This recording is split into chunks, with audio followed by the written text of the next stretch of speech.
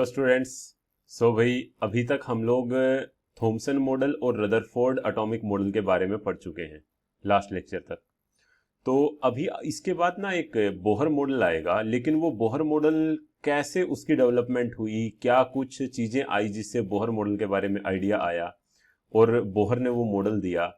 सो उससे रिलेटेड जो डेवलपमेंट्स हुई उनके बारे में हम पढ़ेंगे। उसके बाद फिर हम आगे बोहर मॉडल को स्टार्ट करें। सो स्टार्ट करते हैं भाई। अपने पास जो फर्स्ट टॉपिक है that is electromagnetic radiation. So electromagnetic radiation क्या होती है भाई? ये ऐसी रेडिएशंस हैं जिनसे इलेक्ट्रिक फील्ड और मैग्नेटिक फील्ड एसोसिएट होगा और ये वेव ट्रेवल भी कर रही होंगी। तो माना मैं ये तीन एक्सिस ले लूं अपनी तरफ से, ये एक्स एक्सिस ले ली, ये वाई एक्सिस ले ली, ये जेड एक्सिस ले ली। तो इन रेडिएशंस की खासियत है, देखो इलेक्ट्रोमैग्नेटिक रेडिएशन ऐसी रेडिएशन जिससे इलेक्ट्रिक फील्ड एसोसिएट हो, जिससे मैग्नेटिक फील्ड एसोसिएट हो। सो इन रेडिएशन से electric and magnetic field associate होगा। और वो एसोसिएट भी कैसे होगा? अगर इलेक्ट्रिक फील्ड इस एक्स एक्सिस में वाइब्रेट कर रहा है, परपेंडिकुलर होंगे ये, जैसे माना एक्स एक्स ऐसे ऐसे वाइब्रेट कर रहे हैं इलेक्ट्रिक फील्ड का वेक्टर, तो मैग्नेटिक फील्ड का वेक्टर इसके परपेंडिकुलर वाइब्रेट करेगा। सो इलेक्ट्रिक फील्ड अगर एक्स एक्सिस के अलोंग है तो मैग्नेटिक फील्ड इसका वाई एक्सिस के अलोंग आ जाएगा। सो ये मैंने इसका सिंबल लिखा है, this is magnetic field, B से मैग्नेटिक फील्ड, ई से इलेक्ट्रिक फील्ड। सो ये दोनों एक दूसरे के परपेंडिकुलर हैं, और ये परपेंडिकुलर किस चीज के भी हैं? Direction of propagation of wave. तो वेव देखो एक्स और वाई के परपेंडिकुलर डायरेक्शन में जा रही है, दैट इज जेड एक्सिस में। तो इन रेडिएशंस की क्या खासियत है? इनसे इलेक्ट्रिक फील्ड एसोसिएट होगा, इनसे मैग्नेटिक फील्ड एसोसिएट होगा, और ये दोनों एक दूसरे के परपेंडिकुलर होंगे। They will also be perpendicular to the direction of propagation of wave. So ये तीनों चीजें यहां परपेंडिकुलर चलती हैं, ये बात याद रखिए। So write down radiations through which both electric and magnetic field are associated,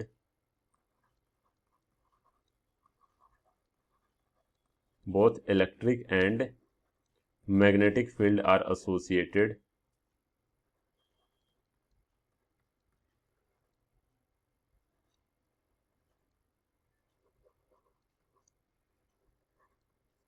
and they are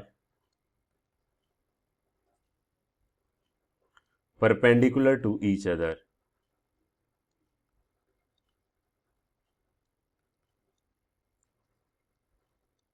and they are perpendicular to each other, and also perpendicular to, and also perpendicular to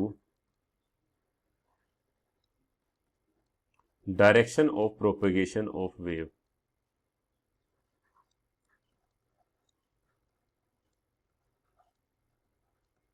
And also perpendicular to direction of propagation of wave. सो ये तीनों चीजें एक दूसरे के perpendicular होंगी भाई। अब आगे क्या आता है भाई? आगे इन वेव का कैरेक्टरिस्टिक्स के बारे में हम पढ़ेंगे कि इनकी वेव की कुछ ना कुछ वेवलेंथ होगी, कुछ ना कुछ वेलोसिटी से ट्रेवल कर रही होंगी, कुछ फ्रीक्वेंसी होंगी। तो उन कैरेक्टरिस्टिक्स के बारे में हम पढ़ेंगे। उसके बाद हम ये देखेंगे कि वेव डेली लाइफ में हम इनसे कैसे डील करते हैं, इन इलेक्ट्रोमैग्नेटिक रेडिएशन से। लाइक यूवी रेज हुई, that is electromagnetic radiation, infrared, radio wave, they all are electromagnetic radiations. तो डेली लाइफ की चीजों को उनको बाद में इनको देखेंगे, सबसे पहले हम इनके कैरेक्टरिस्टिक्स देखते हैं। सो हमारे पास क्या हेडिंग आएगा अब? Characteristics of wave. वेव के क्या कैरेक्टरिस्टिक्स हैं? तो देखिए, अगर मैं एक वेव को बनाऊं, यहां पर ये माना मैंने एक वेव बना दी, तो इस वेव के अंदर अगर आप देखोगे ना, ये मैंने वेव बना दी,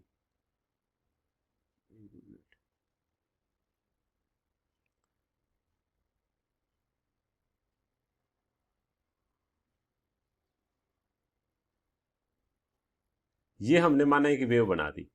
तो इस वेव के अंदर अगर आप देखोगे, ये वाला जो उभार है, जो ये ऊपर वाला पार्ट है, ये जो हाइट है या फिर ये जो डेप्थ है इस वेव की, इसको बोला जाता है एम्पलीट्यूड, ए से रिप्रेजेंट करते हैं, दिस इज एम्पलीट्यूड, हाइट और depth of the this wave. Proper term में बोले तो ये ऊपर वाला जो उभार है इसको बोला जाता है क्रस्ट, नीचे वाले को बोला जाता है ट्रफ। तो ये क्रस्ट, ये ट्रफ। तो वेव में क्या है, ये ऊपर वाला पोर्शन दैट इज क्रस्ट, नीचे वाला depth trough, crust trough. So the height of the crust and depth of the trough is known as amplitude of the wave. So यहां पर हम फर्स्ट कैरेक्टरिस्टिक लिखते हैं इसमें वेव का, that is amplitude of the wave. ये हम लिख रहे हैं भाई एम्पलीट्यूड। सो एम्पलीट्यूड के अंदर हम क्या लिखेंगे, हाइट ऑफ क्रस्ट और depth of trough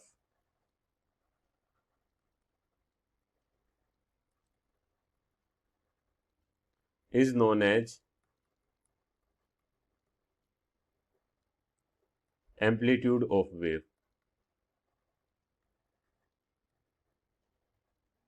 is known as amplitude of the wave. अब नेक्स्ट स्टिक आता है भाई वेव का वेवलेंथ। अब अगर मैं एक वेव को अगर देखूं, यहां से लेके मैं स्टार्ट करूं और यहां तक पूरा जाए और यहां तक पूरी मेरे पास एक वेव हो जाएगी, यहां तक। अब मेरे पास ये पूरी एक वेव है, तो इसकी लेंथ को मैं कैसे डिसाइड करूंगा? तो इसको करने के लिए एक तरीका निकाला कि भाई ये जो दो क्रस्ट हैं, ये वाला क्रस्ट है जो और ये वाला क्रस्ट है, इन दोनों के बीच का जो डिस्टेंस है, ये वाला जो डिस्टेंस होगा, इस डिस्टेंस को वेवलेंथ हम बोल देंगे। So distance between two adjacent crust और टू एडजेसेंट ट्रफ, क्रस्ट की जगह आप ट्रफ भी ले सकते हो, that is known as wavelength. क्योंकि यहां से अगर आप देखोगे तो एक वेव ऑलमोस्ट पूरी हो ही जाएगी। अगर आप यहां से यहां तक जाओगे तो एक वेव पूरी हो जाएगी, क्योंकि हाफ पोर्शन यहां आ गया और हाफ यहां आ गया और बाकी बचा हुआ यहां आ गया। सो ऐसे करके पूरी वेव हो जाएगी। तो वेवलेंथ हम क्या कहेंगे यहां पर, distance between two adjacent crust और two adjacent trough is known as wavelength. So write down, write down second characteristic. What will be the second characteristic of the wave? It will be wavelength.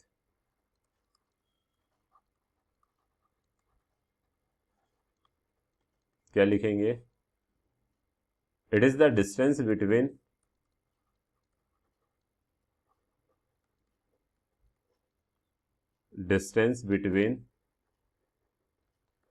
two adjacent crust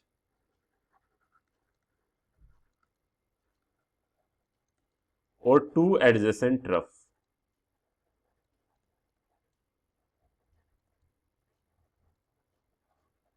अब ये distance है तो वही, इसकी unit क्या आएगी? इसकी unit usually क्या आएगी? यूनिट यूजुअली हम कह सकते हैं मीटर हो जाएगी, सेंटीमीटर हो जाएगी, पर वेव बहुत छोटी है तो इसको यूजुअली मेजर किया जाता है एंगस्ट्रॉन में और नैनोमीटर में और पिकोमीटर में। अब है तो ये लेंथ ही, तो एंगस्ट्रॉम को हम कन्वर्ट कर सकते हैं। 1 एंगस्ट्रॉम किसके इक्वल होता है?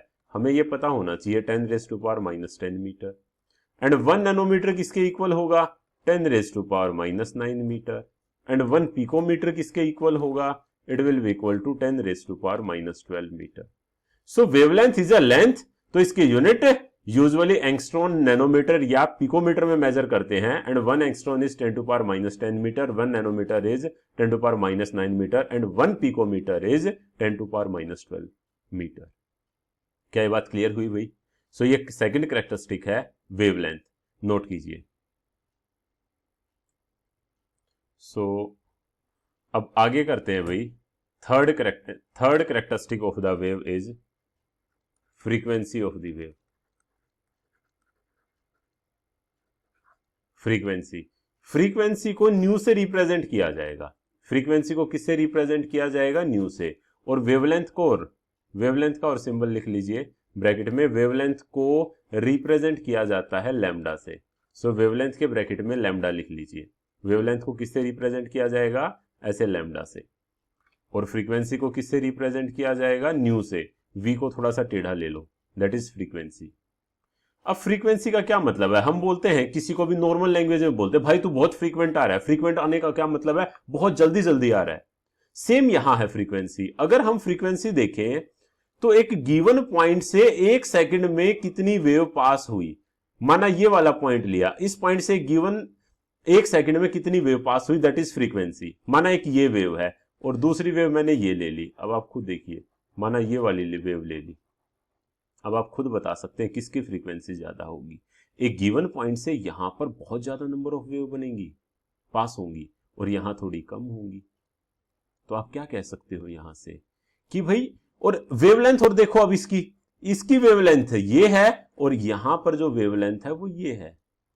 तो यहां से आपको एक आइडिया लग रहा होगा, क्या आइडिया लग रहा है कि जो वेवलेंथ अगर ज्यादा है, वेवलेंथ अगर ज्यादा है तो फ्रीक्वेंसी कम है, और वेवलेंथ अगर कम है तो फ्रीक्वेंसी ज्यादा है। Means frequency and wavelength are inversely related. अगर वेवलेंथ बढ़ेगी तो फ्रीक्वेंसी कम होगी। जैसे इस वाले केस में देखो, वेवलेंथ ज्यादा है तो कम वेव पास होंगी यहां से, और वेवलेंथ कम है तो ज्यादा वेव पास होंगी। सो फ्रीक्वेंसी कौन सा ज्यादा फ्रीक्वेंट है, ये वाला ज्यादा फ्रीक्वेंट है, इसकी फ्रीक्वेंसी ज्यादा है। सो इस बात को याद रखिएगा, wavelength and frequency are inversely related to each other. So note कीजिए इसको। फ्रीक्वेंसी की क्या डेफिनेशन लिखेंगे हम, number of waves passing through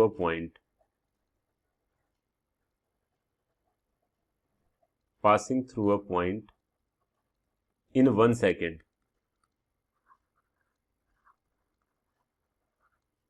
is known as frequency.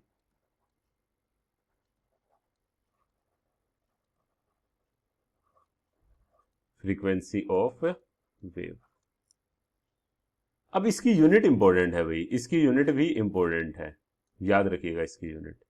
अब इसकी यूनिट हमारे पास क्या आएगी, it is measured in hertz, HZ।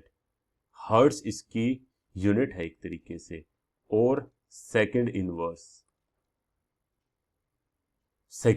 इसकी है, या साइकिल पर सेकंड भी बोल देते हैं। तो इसकी यूनिट ज्यादातर केसेस में आपको हर्ट्ज दिखेगी या सेकंड इनवर्स दिखेगी। Is this clear?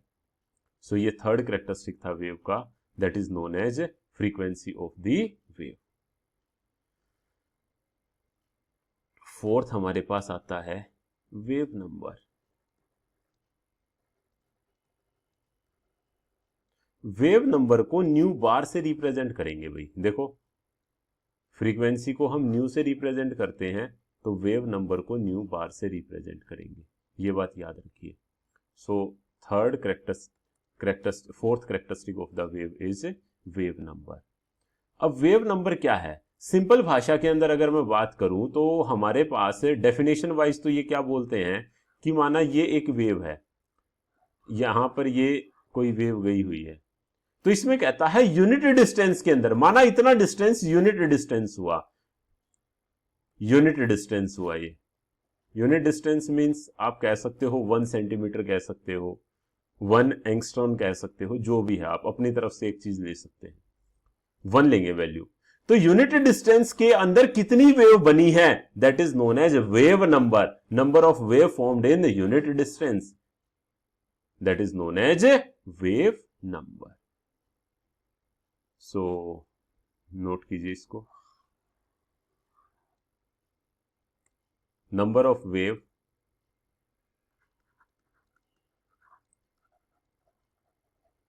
formed in unit distance is known as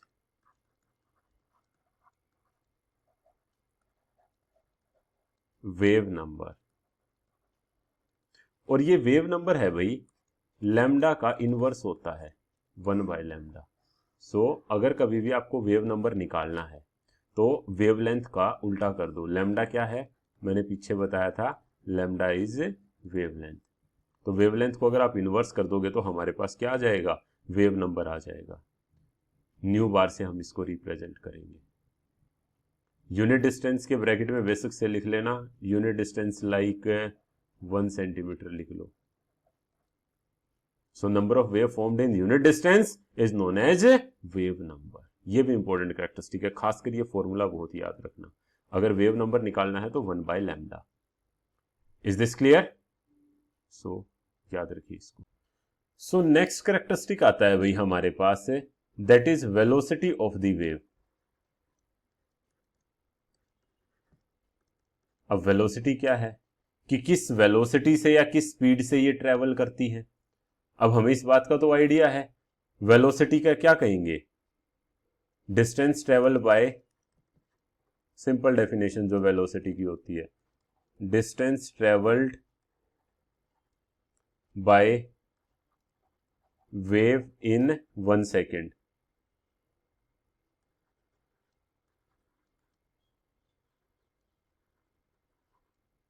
is known as velocity of wave. तो ये तो is known as velocity of wave, ये सिंपल डेफिनेशन है। अब ये जो वेलोसिटी आएगी इन वेव की, ये इसकी वैल्यू क्या आएगी, तो ये मेन चीज है। वेलोसिटी जो इसकी आई वेव की, इसको v से रिप्रेजेंट करेंगे, v will be the velocity. वो किसके इक्वल आएगी, it will be equal to multiplication of frequency and wavelength. याद करो, एक चीज से तुम्हें आइडिया लग सकता है, इसकी यूनिट क्या है, वेलोसिटी की अगर आप यूनिट निकालोगे, कहीं भी आपको आइडिया है वेलोसिटी की क्या यूनिट होगी, वेलोसिटी की यूनिट होगी मीटर पर सेकंड, आप कह दो मीटर पर सेकंड, या सेंटीमीटर पर सेकंड आप कह दो, आप ऐसे कह सकते हो इसकी यूनिट। तो मीटर पर सेकंड या सेंटीमीटर पर सेकंड इस फॉर्मूले से कैसे सेटिस्फाई हो रहा है, वेवलेंथ मीटर सेंटीमीटर इसमें होती है, और फ्रीक्वेंसी की यूनिट मैंने सेकंड इनवर्स बताई थी, तो दोनों से क्या हो गया, मीटर पर सेकंड। सो ये यूनिट बहुत ज्यादा कई बार फॉर्मूले में कंफ्यूजन आए तो उसको दूर कर सकती है। So velocity of this wave will be nu into lambda, v is equal to nu into lambda. ये फॉर्मूला याद रखिएगा।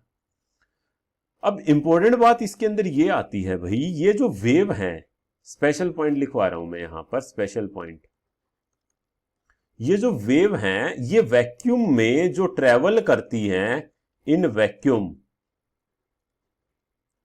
जो ये वैक्यूम में ट्रेवल करती हैं, इनकी जो स्पीड होती है, दे travel with speed of light. In vacuum these radiations travel with speed of light. Light की स्पीड से ये ट्रेवल करती है भाई। तो जब वैक्यूम में अगर हम बात करेंगे इनकी स्पीड, तो कितनी हो जाएगी, that will be equal to c is equal to 3 into 10⁸ metre per second. So याद रखना c क्या है, स्पीड ऑफ लाइट। तो याद रखना, अगर इनकी वेलोसिटी नहीं दे रखी है तो वो वैक्यूम की बात करेगा, और उस वैक्यूम के अंदर इनकी जो स्पीड आएगी या वेलोसिटी आएगी, they travel with the speed of light, means their speed will become 3 into 10⁸ metre per second. तो अगर वैक्यूम में अगर बात करोगे तो ये फॉर्मूला कैसा बन जाएगा, फॉर्मूला बन जाएगा हमारे पास इन वैक्यूम,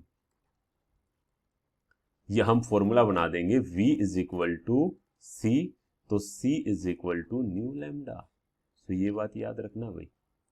लेकिन ये फॉर्मूला कब एप्लीकेबल होगा, वैक्यूम में। वैक्यूम में c is equal to nu lambda होगा, जो कि यहां पर v क्या है, v is the velocity of this wave, velocity of wave, और c क्या है, c is the speed of light. So ये बात याद रखना, वैक्यूम में इनकी वेलोसिटी किसके इक्वल होगी, c के इक्वल होगी, और c की वैल्यू कितनी होगी, ये वैल्यू भी तुम्हें याद होनी चाहिए, 3 इंटू 10⁸ मीटर पर सेकेंड। सो वैक्यूम में हमारे पास फॉर्मूला ये हो जाएगा, और मोस्ट ऑफ द केसेस में हम लोग इसी फॉर्मूला को फॉलो करेंगे, c is equal to nu lambda. क्या ये बात क्लियर हुई भाई? सो नोट कीजिएगा। सो नोट किया भाई। सो ये सब यहां पर कैरेक्टरिस्टिक्स ऑफ वेव थे। तो फाइनली हमने इन वेव के कैरेक्टरिस्टिक्स में क्या क्या पढ़ा भाई, वेव के कैरेक्टरिस्टिक्स में हमने कहा कि जो ऊपर वाला पार्ट है that is known as crest of the wave, ये हमारे पास क्रस्ट है, और टी से जो ये नीचे वाली जो डेप्थ वाला पोर्शन है दैट इज ट्रफ। तो हम फाइनली क्या कहा, सबसे पहला कैरेक्टरिस्टिक हमने कि जो क्रस्ट की हाइट है या जो ट्रफ की डेप्थ है इसको हमने कहा एम्पलीट्यूड ऑफ द वेव, जिसको हमने ए से रिप्रेजेंट किया। सो ये एम्पलीट्यूड को हमने स्मॉल ए से रिप्रेजेंट किया। उसके बाद नेक्स्ट कैरेक्टरिस्टिक्स हमने क्या पढ़ा, इस वेव के दो एडजेसेंट क्रस्ट के बीच में कितना डिस्टेंस है, that is known as wavelength. किसी एक गिवन पॉइंट से कितनी वेव एक सेकंड में पास होंगी, that is known as frequency of the wave. और यूनिट सेंटीमीटर या 1 सेंटीमीटर डिस्टेंस के अंदर कितनी वेव बनेंगी, that is known as wave number. So ये हमने वेवलेंथ के बारे में पढ़ा। देन हमने फ्रीक्वेंसी पढ़ा, फ्रीक्वेंसी की यूनिट क्या आएगी, हर्ट्ज या सेकंड इनवर्स। देन हमने वेव नंबर पढ़ा जिसको न्यू बार से रिप्रेजेंट करेंगे, और वेव नंबर किसके इनवर्स था, it was inverse of wavelength. Then हमने वेलोसिटी पढ़ा, और वैक्यूम में हमें पता है ये स्पीड ऑफ लाइट से ट्रेवल करती हैं, इनकी स्पीड कितनी होगी 3 × 10⁸ मीटर पर सेकेंड। सो ये सारे इस वेव के कैरेक्टरिस्टिक्स थे। नेक्स्ट हमारे पास हेडिंग आता है भाई, इनकी वेवलेंथ का ऑर्डर देखते हैं। Next is order of wavelength of EM radiation. EM radiation is electromagnetic radiation. So in electromagnetic radiations का वेवलेंथ का क्या ऑर्डर जाएगा उसके बारे में थोड़ा देखते हैं भाई। मैंने भी थोड़ी देर में पहले बताया था ये वेव कौन सी है, यूवी रेज, गामा रेज, ये सारी वेव हमारे पास एक तरीके से ईएम रेडिएशंस हैं। तो इनका जो वेवलेंथ का ऑर्डर आता है, सबसे पहले हमारे पास आती है कॉस्मिक रेज, देन उससे ज्यादा हमारे पास वेवलेंथ जाती है किसकी, गामा रेज। देन हमारे पास आती है एक्स रेज। देन हमारे पास आती है UV rays, ultraviolet rays. UV rays means ultraviolet rays. Then हमारे पास आती है विजिबल रेज। देन हमारे पास आती है इंफ्रारेड, आईआर का मतलब है इंफ्रारेड रेज, तो आईआर। देन हमारे पास आएंगी माइक्रोवेव, और लास्ट हमारे पास आती है रेडियो वेव। ये इनका भाई वेवलेंथ का ऑर्डर है। मतलब सर सबसे कम वेवलेंथ कॉस्मिक रेज की होगी और सबसे ज्यादा वेवलेंथ रेडियो वेव की होगी। इसीलिए याद करो, जो हम सिग्नल पर्पज के लिए यूज में लेते हैं तो वेव को बहुत लंबा डिस्टेंस ट्रेवल करना पड़ता है, तो रेडियो वेव को हम सिग्नल पर्पज के लिए यूज में लेते हैं बिकॉज इनकी वेवलेंथ ज्यादा है। सो यहां से यहां अगर हम देखें, लेफ्ट टू राइट अगर हम यहां देखें तो हमें क्या दिखाई दे रही है, हमें दिखाई दे रहा है यहां से यहां वेवलेंथ इंक्रीज हो रही है, लैम्डा इंक्रीजेस। और लैम्डा के इनवर्स होता है frequency, frequency will decrease. Wavelength increase, frequency decrease. क्यों सर, बिकॉज अभी मैंने बताया था C is equal to nu lambda. तो यहां से आप क्या कह सकते हो, this implies that nu is equal to C by lambda. तो आप खुद देख लो, अगर लैम्डा बढ़ेगा तो फ्रीक्वेंसी कम होगी। इनवर्सली चलते हैं ये दोनों एक दूसरे के। सो ये बात याद रखना भाई।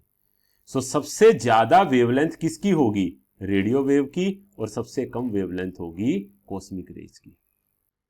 देखो भाई, अब इसको ना याद करने का एक फंडा है, और फंडा ना सिर्फ आपको कंफ्यूजन अगर कभी हो जाए इनके अंदर कि किसकी वेवलेंथ कम है किसकी वेवलेंथ ज्यादा है, उसी को दूर करेगा।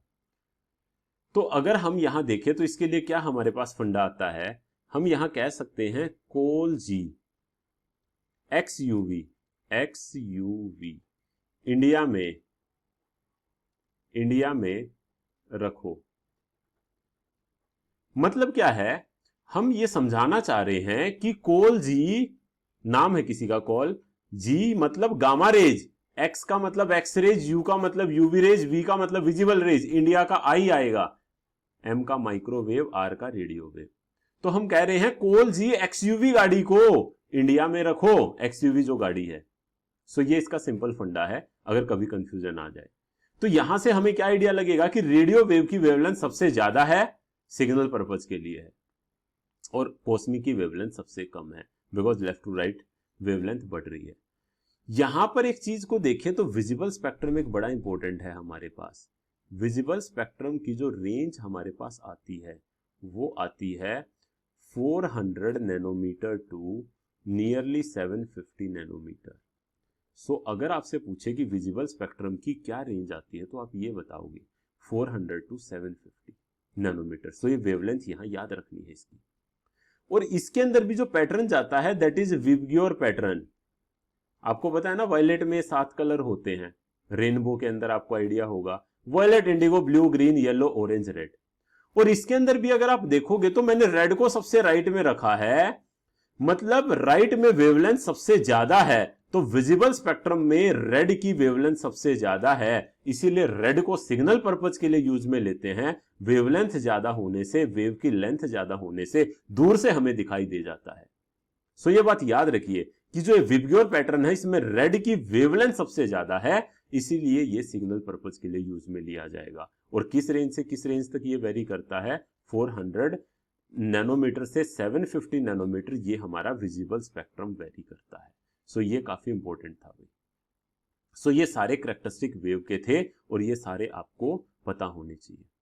बाकी इन वेव के कहां कहां यूज हैं, रेडियो वेव मैंने बता दिया आपको कहां यूज में आती है। हम कह सकते हैं कि सिग्नल पर्पज के लिए हम इसको, इन वेव को यूज में लेते हैं सिग्नल पर्पज के लिए।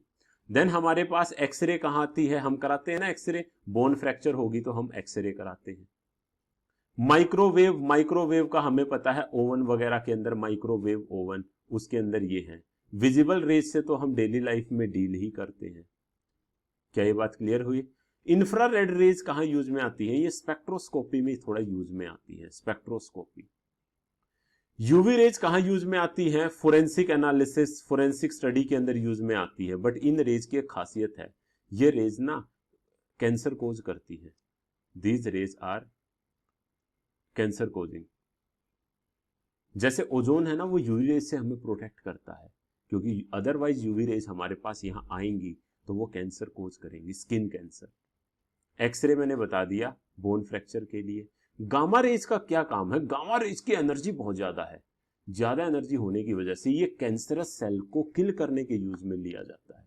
So it is use for treatment of cancer. क्या ये बात क्लियर हुई? सो ये सारी हमारे पास इनके थोड़े बहुत यूजेस के बारे में तुम्हें आइडिया होना चाहिए। सो गामा रेज के बारे में लिख सकते हो, गामा रेज कहां यूज में आती है, बताओ। गामा रेज का क्या बताया मैंने use, for treatment of, used for treatment of cancer.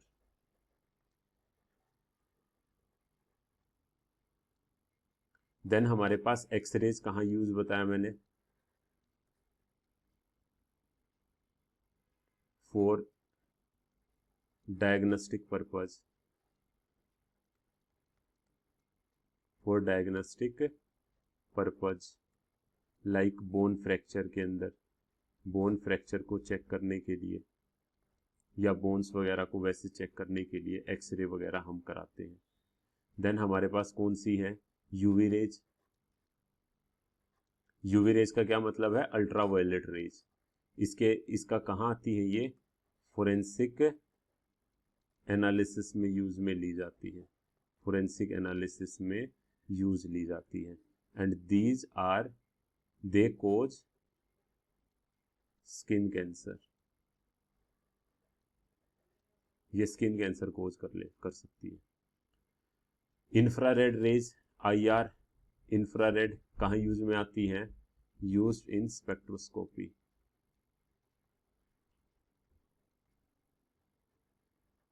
Spectroscopy में इसको यूज में लेंगे, इंफ्रारेड रेज को। माइक्रोवेव्स कहां बताया मैंने, ओवंस में, used in ovens, microwave ovens. और रेडियो वेव कहां यूज में ली जाती है, radio waves, they are used for communication, communication. से थोड़े बहुत इनके यूज तुम्हारे लेवल पे नीट वगैरह में पूछ सकता है। सो इन बातों को याद रखिएगा। क्या ये बात क्लियर हुई भाई? सो यहाँ पर ये हम ईएम रेडिएशन वाला टॉपिक यहाँ और नेक्स्ट टॉपिक में बढ़ते हैं। क्या ये क्लियर हुआ भाई? सो नोट कीजिए इनको। सो अब आगे भाई क्वेश्चन डिस्कस करते हैं इससे रिलेटेड। सो एक क्वेश्चन लिखिएगा आप लोग।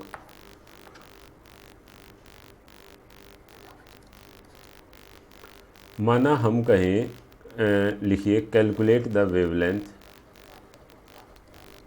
Calculate the wavelength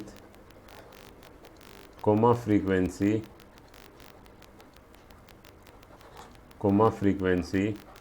and wave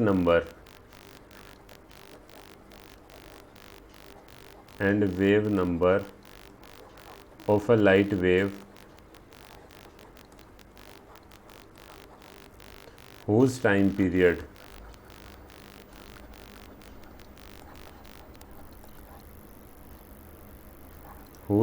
period is 3 into 10 to power -10 second. अब इस क्वेश्चन को सोल्व कीजिए भाई, ट्राई कीजिए आप लोग। बाकी मैं इसको सोल्व करता हूँ। देखो टाइम पीरियड अपने पास t दिया है, टाइम पीरियड दिया है 3 into 10 to power -10 सेकेंड। अब इससे हमें क्या मिल जाएगा? फ्रीक्वेंसी मिल जाएगी, फ्रीक्वेंसी न्यू। फ्रीक्वेंसी होती है 1/टाइम। याद करो फ्रीक्वेंसी की क्या यूनिट होती है? सेकंड इनवर्स, मतलब फ्रीक्वेंसी इज टाइम इनवर्स। सो 1/टाइम अपने पास फ्रीक्वेंसी होगी 1/3 into 10 to power -10। तो सोल्व किया तो आंसर आएगा 3.33 into 10 raised to power 9 second inverse. तो फ्रीक्वेंसी अब हमारे पास आ गई है। फ्रीक्वेंसी आने के बाद अब और चीज़ हम निकाल ही सकते हैं। लैम्डा कैसे निकालेंगे? We know that C is equal to nu lambda, C is equal to nu lambda. अब C स्पीड ऑफ लाइट अपने को पता है कितनी होती है, 3 into 10 raised to power 8 metre per second. New आपने निकाल ही लिया है, वैल्यू पुट कीजिए।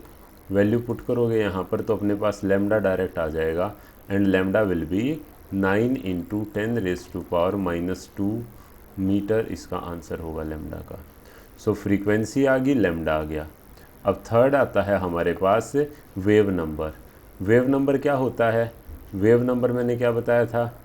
वेव नंबर जो होगा उसको हम न्यू बार से रिप्रेजेंट करेंगे एंड इट इज़ 1/λ। सो यहाँ वैल्यू पुट कर दो 1/9 into 10 to power -2।